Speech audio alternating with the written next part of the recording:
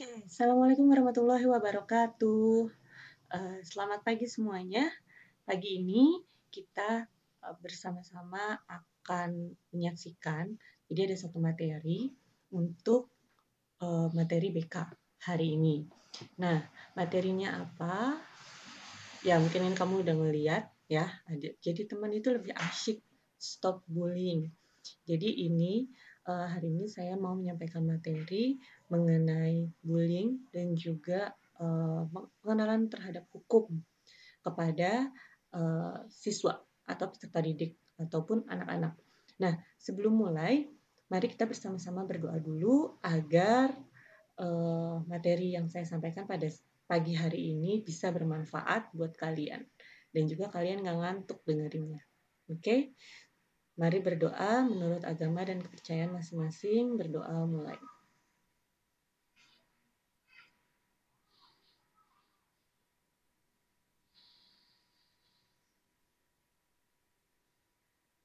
Amin ya rabbal alamin.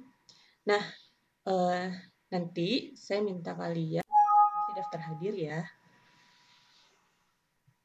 Terus saya akan minta kalian untuk mengisi daftar hadir ya. Nah, oke. Balik lagi ke materi. Jadi materi yang akan saya sampaikan hari ini mengenai sosialisasi tentang hukum terhadap anak-anak gitu. Kenapa saya membahas ini? Ini menjadi penting bagi kalian biar kalian bisa tahu sebenarnya tindakan kalian itu semua ada konsekuensinya dan kalian itu ternyata sudah bisa dijatuhi hukuman gitu secara hukum. Selain itu juga biar kalian tahu gimana cara ketika kalian mendapat perlakuan yang kurang menyenangkan, biar kalian tahu kemana sih harus ngadu, gimana sih caranya, apakah ada lembaga yang bisa uh, apa membackup gitu, atau apakah ada lembaga yang melindungi anak-anak dalam hal ini. Nah, kita langsung masuk aja. Saya harapkan setelah ini kalian menjadi lebih memahami mengenai hukum yang mencakup tentang kekerasan di sekolah yang ini berkaitan dengan kehidupan kalian. Oke? Nah, oke. Jadi teman itu lebih asyik stop bullying. Kayaknya kita udah kayak sering banget ngedengar tentang bullying. Apa itu bullying? Apa itu atau dalam bahasa Indonesia perundungan gitu ya. Sebenarnya itu kayak gimana sih gitu. Itu udah sering banget saya rasa dibahas dan saya rasa kita semua sepakat kalau bullying itu tidak baik untuk dilakukan sama siapapun, baik itu sama temen, sama orang tua ke anak, atau mungkin guru ke murid gitu, dan sebagainya. Itu nggak pernah dibenarkan. Nih, macam-macamnya. Ada verbal, fisik, sosial, dan juga sekarang itu ada cyberbullying. Apalagi kita udah jarang banget ketemu gitu, jadi sekarang semuanya tuh ketemunya lewat sosial media, itu sering banget terjadi cyberbullying. Nah, kita bahas dulu satu-satu ya. Pertama ini ada verbal. Verbal itu segala sesuatu yang dari omongan gitu ya, baik itu kita ngeledek temen, memaki, nyindir nih buat temen-temen yang suka nyindir, nyinyir gitu, terus fitnah apalagi, itu adalah jenis-jenis perilaku bullying yang verbal. Nah, kayak kita udah pernah sering banget dengar pepatah yang katanya lidah itu tajam gitu ya. Jadi kalau lidah itu tidak bertulang gitu katanya. Jadi omongan itu segala macam itu kayak bisa banget bikin jatuh, tapi bisa juga bikin kita semangat gitu. Jadi hati-hati dalam menggunakan mulut kalian, hati-hati dalam menggunakan lidah kalian. Kemudian fisik, pastinya ini yang udah cukup ekstrim ya kalau misalnya kalian melakukan bullying dalam fisik, mulai dari mukul, mendorong, menjegal tuh tau gak sih, kayak temen kamu mau jalan gitu, mau lewat, terus udah gitu kamu pakai kaki, kamu berusaha untuk membuat dia jatuh gitu, itu menjegal. Kemudian menghancurkan barang nih, mungkin saya nggak tahu sih kalian sadar atau enggak gitu, mungkin ada juga Ketika kalian pakai barang temen, terus udah gitu tahu-tahu karena kamu kesel sama orangnya, terus udah gitu kamu main lempar barangnya dia atau ngerusak barangnya dia, itu juga termasuk bullying secara fisik. Kemudian sosial, ini yang sering banget kita rasakan, walaupun mungkin kita nggak nyadar gitu. Kita mengalami ini tapi kita nggak nyadar. Misalnya mengucilkan, mengabaikan, menghindar. Kalau misalnya uh, ada temen, kayak sekarang kan kelas 11 nih kan kalian. Kemarin waktu kelas 10 kalian pasti udah mempunyai kelompok-kelompok di kelas kalian waktu kelas 10 gitu ya. Nah, terus ketika sekarang kalian kelas 11, itu semuanya tuh misah, terus kalian ketemu lagi sama temen-temen yang baru. Terus ada temen yang menurut kamu susah banget untuk kamu nggak suka aja gitu sama dia gitu, entah karena apanya gitu. Nah kemudian kamu maunya mainnya sama temen yang menurut kamu cuma satu frekuensi atau misalnya selevel gitu, entah itu levelnya, kriteria levelnya dari mana, tapi ketika kalian sudah berusaha mengeksklusifkan diri, kemudian ketika ada temen yang mulai mau ikut join gitu sama kalian tapi nggak dibolehin gitu, atau misalnya apaan sih misalnya kayak gitu-gitu, itu juga merupakan salah satu bentuk bullying. Mengabaikan, ketika ada temen yang nanya baik-baik terus kayak gitu malah dicuekin gitu, itu juga merupakan salah satu bentuk bullying. Kemudian menghindar, kalau misalnya lagi ada kamu lagi jalan terus begitu ada temennya lewat di sana, kamu udah ngeliat emang karena nggak suka aja, terus begitu kamu langsung berusaha menghindar dari orang itu, entah itu masuk ke kelas atau mungkin kamu malah jalan ke arah yang lain gitu. Mungkin bisa jadi, tapi ini beda case kayak kalau misalnya kamu lagi naksir sama temen kelas sebelah gitu, terus udah gitu begitu pas mau papasan terus kamu ngelihat kamu malu terus udah gitu kamu menghindar, itu beda ya, itu kan bullying. Itu cuma karena kamu malu aja tuh. Kemudian cyberbullying, teror melalui media sosial, telepon, dan SMS. Ya, sempat juga ada anak 14 yang pernah cerita sama saya kalau dia pernah dapat cyberbullying. Jadi di Instagram temen-temennya ada orang yang gak suka sama dia, terus dia gitu bikin fake account, terus berusaha untuk menjatuhkan dia lewat DM gitu. Itu sering sering terjadi. Terus kita juga ngeliat komentar-komentar netizen yang budiman, itu kadang suka kayak ngerasa paling benar, paling benar lah gitu ya. Itu sering banget seperti itu terjadi, dan itu adalah merupakan bentuk bullying juga.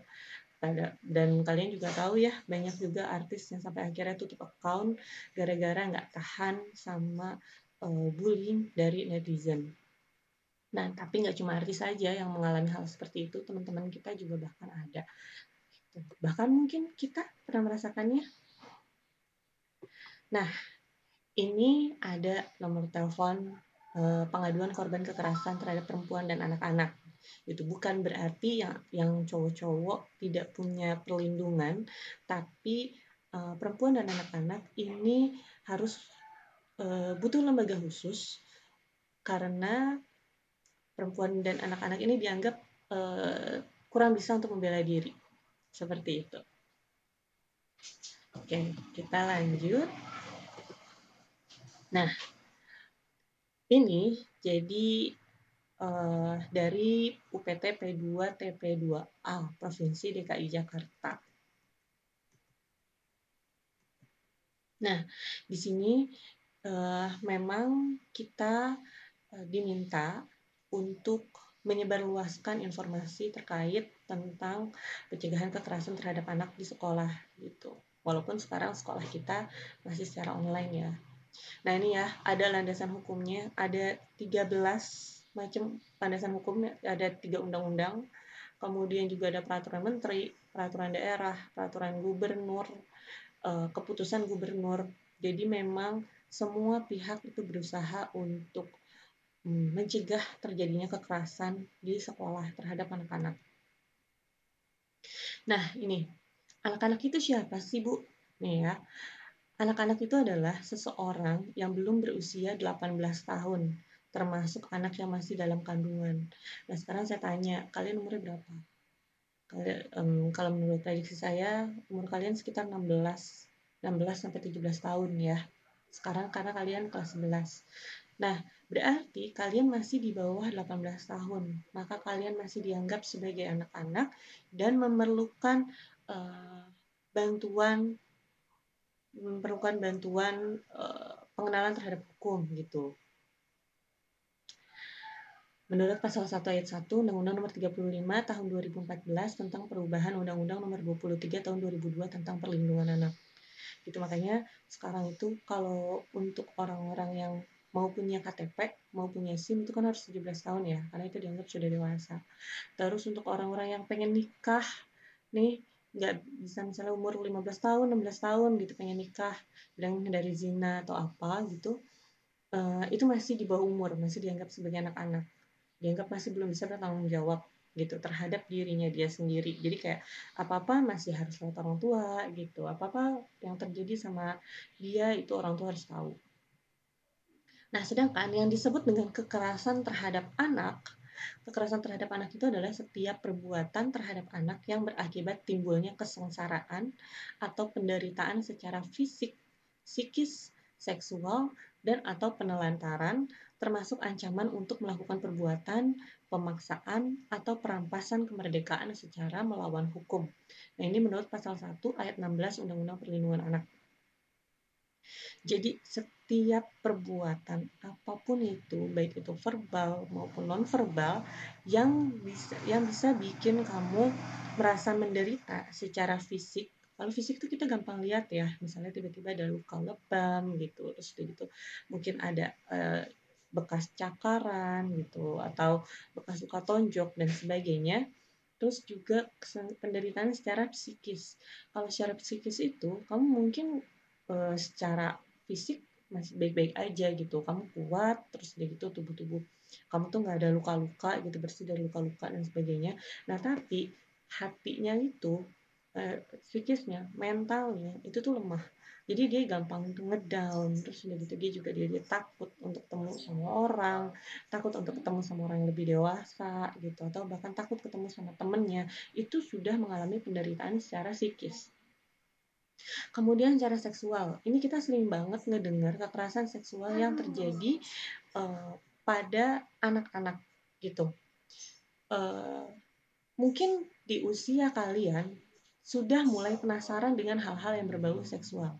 Makanya banyak yang sudah mulai tertarik dengan lawan jenis, mulai pacaran, kemudian mulai melakukan kegiatan-kegiatan aktivitas seksual gitu. Misalnya gandengan tangan, terus begitu mulai cium pipi, gitu, cium kening, hingga akhirnya cium bibir, bahkan sampai ke aktivitas seksualnya yang lain. Nah, itu tidak bisa dibenarkan karena kalian masih berada di bawah umur, dan kalau misalnya sampai terjadi sesuatu itu kalian masih belum bisa mempertanggungjawabkan secara utuh gitu di diri kalian, karena itu masih butuh butuh bantuan dari orang tua gitu ya, butuh bantuan dari orang lain.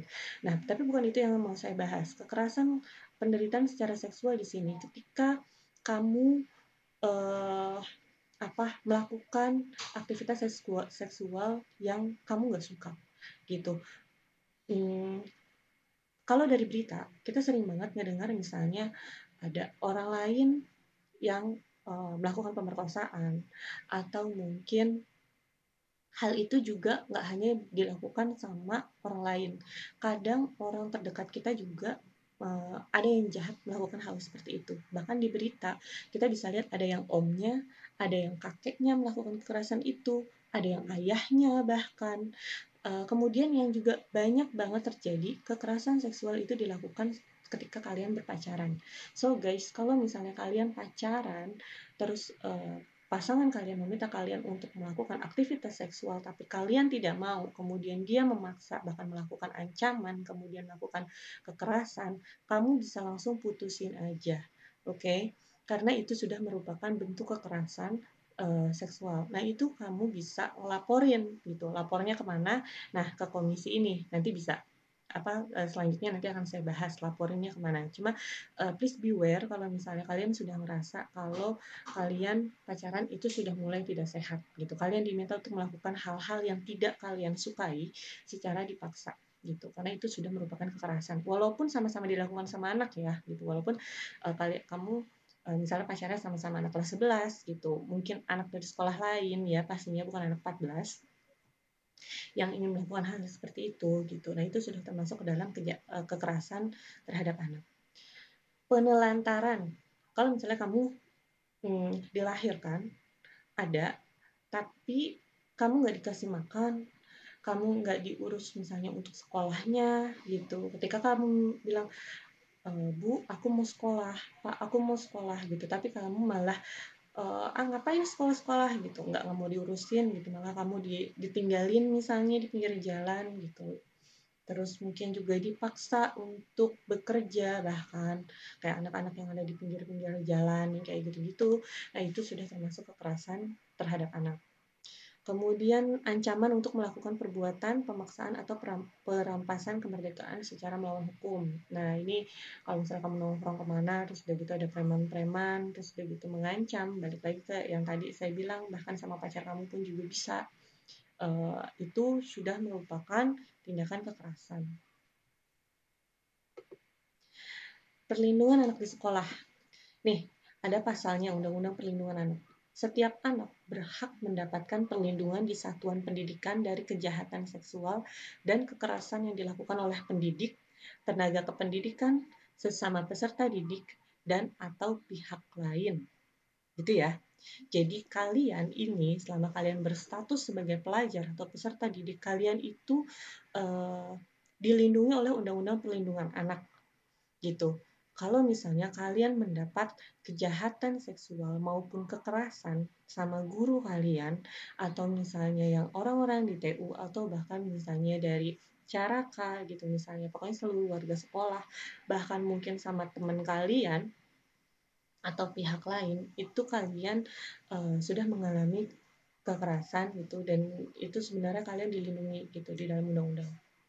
Nah, ini nomor 1. Anak di dalam dan di lingkungan satuan pendidikan wajib mendapatkan perlindungan dari tindak kekerasan fisik, psikis, kejahatan seksual, dan kejahatan lainnya yang dilakukan oleh pendidik, tenaga kependidikan, sesama peserta didik, dan atau pihak lain. Nah, itu yang tadi bisa saya jelaskan ya. Bahkan kalau misalnya sampai, jangan sampai gitu ya, ada orang tua dari temannya kalian, terus lagi main ke sekolah, kemudian melakukan tindakan ancaman, melakukan tindakan kekerasan kepada kalian. Nah, itu sebenarnya kalian bisa melaporkan. 2. Perlindungan sebagaimana dimaksud pada ayat 1 dilakukan oleh pendidik, tenaga pendidikan, aparat pemerintah, dan atau masyarakat. Gitu ya. Jadi kalian itu memang dilindungi oleh banyak pihak. Nah, ini kekerasan fisik ini seperti yang tadi ya sudah sempat sedikit saya singgung. Kekerasan fisik seperti pemukul, goncang-goncangan anak secara keras, mencekik, menggigit. Ini kadang kalau misalnya lagi bercanda ini suka kelewatan, tapi mesti dilihat konteksnya ya gitu. Kalau misalnya cuma lagi bercanda-bercanda aja, selama kalian tahu batasannya, yaitu masih dianggap sebagai sebuah bercanda aja gitu, cuma main-main aja. Tapi ketika niatnya emang udah benar-benar ingin mencelakai, itu sudah merupakan sebuah tindakan kekerasan dan dilakukan berulang-ulang ya. Menggigit, menendang, meracuni, menyundut dengan rokok. Ini untuk teman-teman yang suka pada nongkrong di warkop, warbar, itu kalian ngerokok bareng. Jadi saya berharap semoga anak 14 nggak ada yang suka pada ngerokok di warkop. Terus begitu disundut, tahu kan?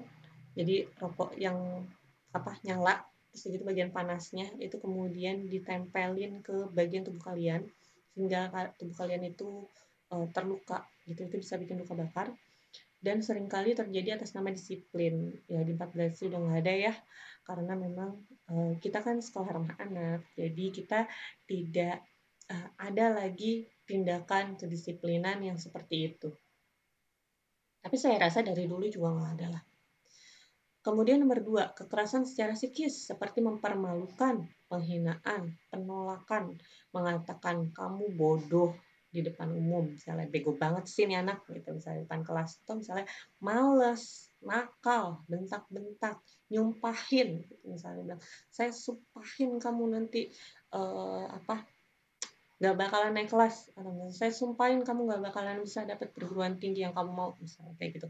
Nggak kayak gitu ya, itu termasuk jenis kekerasan secara psikis gitu. Karena kita semua gak ada yang suka dikatain bodoh, gitu. Gak ada yang suka dikatain nakal, gitu. Semuanya pasti inginnya disebut sebagai anak yang baik, anak yang pintar dan sebagainya gitu. Karena kita semua itu pada dasarnya suka pujian, suka dipuji.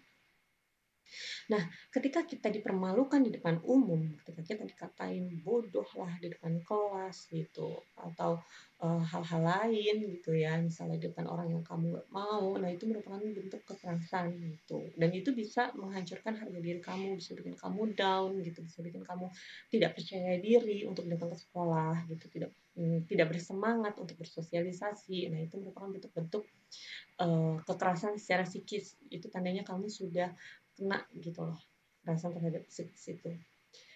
Kemudian yang ketiga, kekerasan secara seksual seperti memaparkan kegiatan atau perilaku seksual, memegang atau meraba bagian rahasia tubuh, melakukan dan memaksa kegiatan seksual dengan penyalahgunaan untuk pornografi, melakukan pencabulan, melakukan persetubuhan terhadap anak.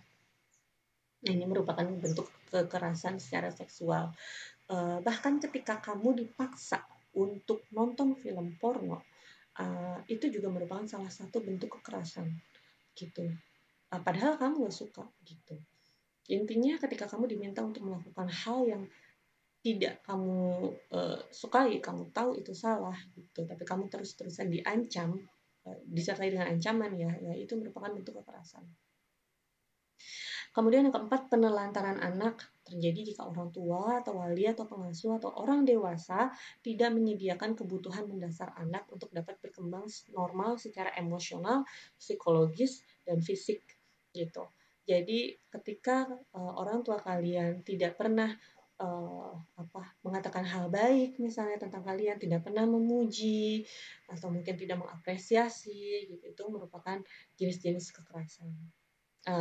Yaitu penelantaran. Tapi kalau misalnya kamu bilang kamu tetap dikasih tempat tinggal, kamu tetap dikasih makan, terus udah gitu kamu tetap difasilitasi untuk kamu bisa belajar, itu tidak termasuk bentuk penelantaran ya. Dampaknya apa sih? Nah, nih, kebanyakan pelaku adalah orang dekat dan kekerasan yang dilakukan umumnya bersifat psikis dan fisik. Ini benar banget. Keseringan kasus-kasus yang terjadi itu memang dilakukan sama justru orang yang terdekat gitu. Kenapa ya? Cara-caranya pemerasan itu, pemeloncoan. Ini kalau misal pemerasan itu termasuk kayak misalnya kamu minta untuk teman kamu menghidupi kamu. Misalnya kayak buat makan siang minta sama dia, ayo sini mana duitnya gitu kan, gue mau makan, atau misalnya memaksa untuk ditraktir gitu. Itu termasuk pemerasan juga loh, hati-hati ya. Beda kalau misalnya teman kamu emang niat mau traktir gitu, tapi kalau misalnya nggak ada angin nggak hujan gitu, ulang tahun enggak atau apa gitu, terus udah gitu tiba-tiba kamu memaksa teman kamu untuk ajak kamu makan siang, bayarin makan siang kamu, itu termasuk salah satu pemeloncoan, itu pastinya satu banding banyak orang.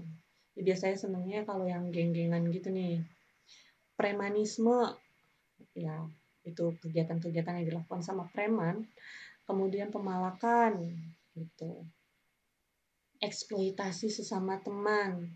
Ini kalau misalnya eh, apa kamu tahu teman kamu ada yang pinter, terus udah gitu kamu benar-benar memanfaatkan dia biar nilai-nilai kamu bagus misalnya, kamu memanfaatkan dia sampai akhirnya teman kamu tuh ngerasa kok gue jadi dikerjain sih gitu, disertai dengan ancaman-ancaman, ala lo nanti kalau misalnya nggak bantuin gue ulangan lo nggak bakalan gue temenin lagi, atau misalnya gue besok mau sama anak-anak yang lain mau hangout gitu misalnya kesini, tapi lo harus kerjain dulu PR gue gitu. Itu sudah merupakan tindakan kekerasan. Ancaman dikucilkan secara fisik, nah itu tadi ya. Dampaknya apa sih nih? Menghambat pertumbuhan dan perkembangan, menyebabkan kematian. Ya itu kalau misalnya bullying terhadap fisik ya. Mempengaruhi kesehatan. Ya pastinya secara kesehatan secara fisik maupun secara psikis. Jadi ada yang namanya psikosomatis, itu adalah gangguan kesehatan ketika kamu mengalami stres atau depresi yang berkepanjangan gitu. Mungkin kamu suka nyadar nggak sih Ketika kamu menghadapi suatu kondisi yang bikin kamu stres, terus begitu kamu ngerasa perut kamu nggak enak, atau kamu ngerasa demam, kamu ngerasa pusing gitu. Nah itu sebenarnya ketika dicek sama dokter, tensi darah kamu bagus, baik-baik aja, kamu nggak lagi mah gitu. Tapi kenapa badan kamu semuanya berasanya sakit? Nah itu semua dari pikiran, dari psikis gitu, dari kondisi mental. Makanya nggak cuma hati yang sakit, nggak cuma fisik doang yang sakit, tapi hati juga bisa sakit. Kemudian mempengaruhi kemampuan untuk belajar dan bersekolah, of course. Ketika kamu sudah mulai merasa dikucilkan sama teman-teman, jangankan untuk pembelajaran offline ya, untuk pembelajaran daring pun juga kamu pasti akan merasa tidak nyaman. Kayak misalnya gini, saya saya tahu ketika kalian belajar, terus begitu kalian uh, nggak ngerti terhadap satu materi, kalian pasti akan berusaha untuk cari tahu ke temennya, ya nggak?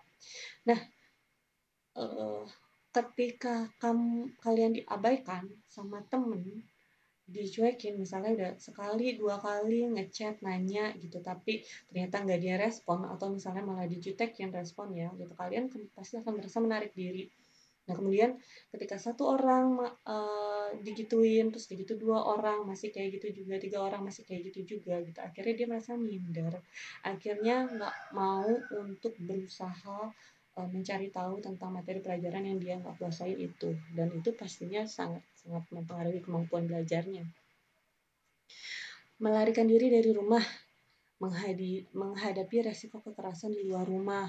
Nah ini, jadi kalau misalnya kalian mengalami kekerasan di dalam rumah guys, uh, sempat ada beberapa uh, kasus kekerasan yang dilakukan sama orang tua di rumah.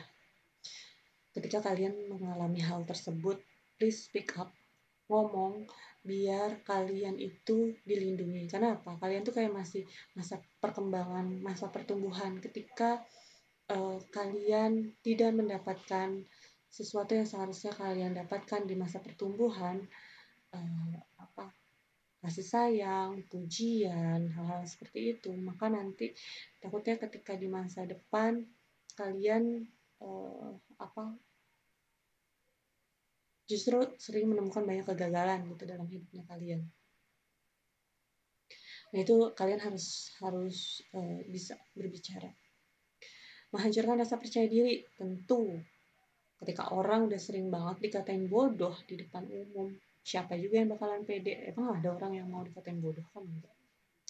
Kemudian mengganggu kemampuannya untuk menjadi orang tua yang baik di kemudian hari atau menjadi individu yang bermanfaat untuk masyarakatnya. Kebanyakan orang tua yang melakukan tindakan kekerasan terhadap anak itu tuh kayak lingkaran setan. Ibaratnya kayak mereka pernah mengalami hal tersebut ketika masa kecilnya mereka, sehingga menurut mereka ya cara ngajak, cara mendidik anak tuh ya seperti ini gitu. Atau mungkin ada juga yang merasa balas dendam, gue dulu diperlakukan seperti ini sama orang tua gue, sekarang gue juga harus melakukan hal seperti itu. Nah itu justru malah jadi saya menganggap itu ya balik lagi kayak lingkaran setan gitu. Ketika kamu mendapat perlakuan seperti itu dari orang tua, kemudian kamu gak berani untuk speak up, kamu tidak berani untuk menolong diri kamu sendiri, takutnya di masa mendatang ketika kamu berumah tangga, kemudian mempunyai anak dan menjadi orang tua, kamu akan melakukan hal yang sama ke anak-anak kamu. Dan kita semua gak ada yang mau kayak gitu. Kemudian beresiko lebih besar mengalami depresi dan melakukan bunuh diri. Saya sempat membaca di DCM-nya kalian, ingat nggak waktu awal-awal tuh kalian pernah ngisi daftar cek gitu ya? Ada yang sempat mengatakan mau bunuh diri. Itu apa? Saya tahu itu masih tindakan, masih pikiran sepintas-sepintas aja, tapi bisa jadi, itu bisa jadi banget gitu ya, ketika kamu mendapatkan kekerasan yang udah nggak bisa ditahan, kamu keinginan untuk bunuh dirinya tuh kuat. Padahal sayang banget kalau misalnya kamu harus bunuh diri. Karena hidup itu masih panjang gitu ya. Kamu dikasih kesempatan untuk hidup, kenapa tidak dimanfaatkan dengan baik? Nah, nih, sanksi pidana. Nih ya, teman-teman, kelas 11 walaupun kalian masih berusia di bawah 18 tahun, tapi bisa dikenakan pidana. Oh sorry, ini pidana yang bisa dikenakan sama orang lain yang sudah dewasa ya. Ada kekerasan fisik nih, penjara maksimal 3 tahun, kemudian yang mengakibatkan luka berat, yang mengakibatkan kematian, kemudian melakukan persetubuhan terhadap anak, pencabulan, penelantaran, hingga ini kalau misalnya dilakukan sama orang tua, wali, pengasuh anak, atau guru gitu ya, pendidik, maka pidananya itu ditambah sepertiga. Nah, kalau misalnya kalian mengalami hal tersebut, gimana caranya? Gimana lapornya? Nih, ada namanya UPT P2 TP2A. Itu apa sih? P2 TP2A merupakan pusat kegiatan terpadu yang menyediakan pelayanan bagi perempuan dan anak korban kekerasan di DKI Jakarta secara gratis. Ya, jadi kamu kalau misalnya mau mengalami kekerasan, kemudian kamu mau membuat pengaduan, gak usah mikirin itu harus bayar, itu gratis. Siapa sih yang jadi klien di UPTP 2 TP2A? Perempuan dan anak-anak, baik anak laki-laki maupun anak perempuan yang mengalami kekerasan dalam rumah tangga atau yang biasa disebut KDRT, kekerasan dalam pacaran, nih ya bisa banget. Saya sering baca nih di Twitter ada orang-orang yang mengalami kekerasan abusive relationship gitu, toxic, pacaran toksik nih. Kekerasan seksual pada perempuan dan anak, kekerasan fisik maupun psikis kepada anak, tindak pidana perdagangan orang, eksploitasi seksual anak dan perempuan, dan perundungan adalah beragam kasus yang ditangani oleh P2TP2A DKI Jakarta. Kenapa sih kasus-kasus tersebut perlu mendapat perhatian dan penanganan khusus dari pemerintah? Satu, pelakunya kebanyakan orang terdekat sehingga sulit bagi korban untuk melapor dan lepas dari kekerasan. Kedua, dampaknya luar biasa mempengaruhi seluruh aspek kehidupan dari orang yang mengalaminya, baik secara fisik, psikis, pola pikir, perilaku, interaksi sosial, ekonomi, maupun moral, spiritual. Ini kayak semua aspek kehidupan kita kena, atau enggak? Kemudian, tiga, tidak hanya dirasakan segera, namun dampaknya dapat dirasakan hingga bertahun-tahun lamanya. Banyak banget orang yang sampai akhirnya mengalami depresi bertahun-tahun karena pernah mengalami kekerasan. Kan kasihan banget ya. Kemudian, 4, tidak hanya pada korban, namun orang terdekat yang peduli pun terdampak. Kelima, jika tidak ditangani dengan dapat berdampak serius yang mengakibatkan luka parah, permasalahan psikologis berat, bahkan sampai kehilangan nyawa. Kenapa sih korban-korban itu pada malas untuk melapor? Pertama, merasa itu adalah sebuah aib, merasa malu kalau misalnya di rumah dipukulin atau misalnya di sekolah mendapat perundungan dari temennya gitu. Kalau di rumah misalnya dapat perlakuan tidak menyenangkan di sekolah gitu, yang dapat kekerasan di sekolah, nggak mau bilang di rumah ke orang tuanya karena takut dianggap sebagai anak yang kurang gaul gitu. Alah, kamu aja kali nggak bisa bergaul, misalnya seperti itu. Jadi dia nanti malu. Kemudian takut dengan ancaman pelaku, ya pastinya. Kemudian khawatir akan masa depan. Aduh, nanti kalau misalnya gue lapor, nanti takutnya nilai-nilai gue malah berkurang gitu. Terus nanti malah jadinya nilai rapotnya jelek dan sebagainya. Misalnya kekerasan itu terjadi di sekolah ya. Khawatir permasalahannya diketahui oleh banyak orang. Ya memang mungkin kita dididik atau dilatih untuk tidak suka mengumbar masalah pribadi gitu ya. Tapi beberapa masalah pribadi yang sudah mengenai kekerasan itu sebaiknya gak apa-apa orang lain tahu, tapi kamu perlu pikir-pikir sih, memilih kira-kira sama siapa kamu harus bercerita. Kemudian takut atau tidak tahu bagaimana menjalani proses hukum, tidak mengetahui kemana harus lapor, dan khawatir akan memakan biaya. Padahal lapor itu penting karena korban akan mendapat layanan pemulihan, keluarga akan dapat penguatan, diberi informasi mengenai langkah-langkah yang tepat sesuai hukum yang berlaku, kemudian dapat dirujuk ke layanan kesehatan yang lebih tepat gitu. Kemudian kamu akan mendapat akses layanan pendampingan, kemudian mencegah peristiwa itu terjadi berulang-ulang. Nah nih, kalian ini bisa kalian screenshot. Ini pengaduan-pengaduan ini, saya berharap, saya benar-benar berharap tidak ada satupun dari kita yang perlu untuk melakukan pengaduan ke sini. Ya, itu harapan saya. Tapi terkadang hidup kita nggak semulus itu. Kadang kita memang mengalami hal-hal yang tadi saya sebutin, gitu ya, kekerasan-kekerasan tersebut. Nah, ketika kalian atau melihat teman kalian atau kalian mungkin melihat orang yang kalian nggak kenal gitu ya, tapi mungkin di jalan dia mengalami tindakan kekerasan seksual atau mungkin misalnya di pelonco kayak gitu, kalian bisa langsung lapor ke sini nih. Bisa datang langsung ke kantornya atau mungkin Jakarta Siaga 112 ya. Hari gini ya, pastikan kalian semua pada selalu standby handphone, itu bebas pulsa dan itu 24 jam. Kemudian hotline pengaduan itu kamu bisa WhatsApp, SMS atau telepon nih ke nomor 0813 176 17622. Ini saya rasa perlu untuk kalian simpan. Takutnya kalian bisa jaga-jaga gitu ya. Takutnya hal itu terjadi pada kehidupan kalian. Tapi jangan sampai, saya benar-benar berdoa semoga tidak ada dari kita yang mengalami tindakan kekerasan berlebihan sampai akhirnya harus melakukan pengaduan ke UPT P2 TP2A. Tapi sebelum kalian ke sana, kalau misalnya hal itu terjadi di sekolah atau terhadap teman, kalian bisa lapor aja dulu ke wali kelas, lapor ke guru BK. Karena apa? Seperti tadi disebutkan, kalian masih di bawah umur, masih disebut sebagai anak-anak, masih perlu mendapatkan perlindungan dari orang dewasa. Jadi kalian harus pertama yang harus kalian lakukan adalah kalian memberitahu orang dewasa terdekat kalian, gitu ya.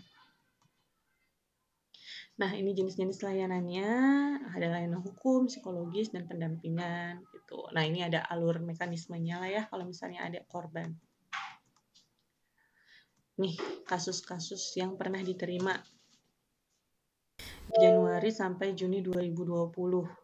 Ini lebih banyak dilakukan sama perempuan, terjadi di perempuan, kemudian anak perempuan itu ada 211 anak, dan anak laki-laki itu kurang lebih ada 72 anak. Jadi jangan dipikir cuma anak perempuan doang yang mendapat kekerasan, tapi anak cowok juga. Gitu ya. Nah, ini berdasarkan diantaranya ada bullying, ada kekerasan berbasis online, gitu ya. Nah, ini KDRT, ya banyak lah gitu. Ini semua kalian bisa akses. Nah, selama masa pandemi ini masih tetap melayani, tapi saya harap kalian tidak perlu ke sana gitu ya. Oke. Nah, ini foto-fotonya ya di sana seperti apa. Oke. Keluarga adalah tempat terbaik bagi anak untuk tinggal, dan orang tua adalah teman terbaik bagi anak. Rangkul keluarga, cegah kekerasan. Nah, teman-teman, saya rasa itu saja dari saya. Setelah ini, kalian silahkan isi daftar hadir, ya. Di dalam daftar hadirnya nanti saya akan kirim di Google Classroom ini juga. Oke, terakhir saya harap kalian semua tidak ada yang pernah mengalami kekerasan ini.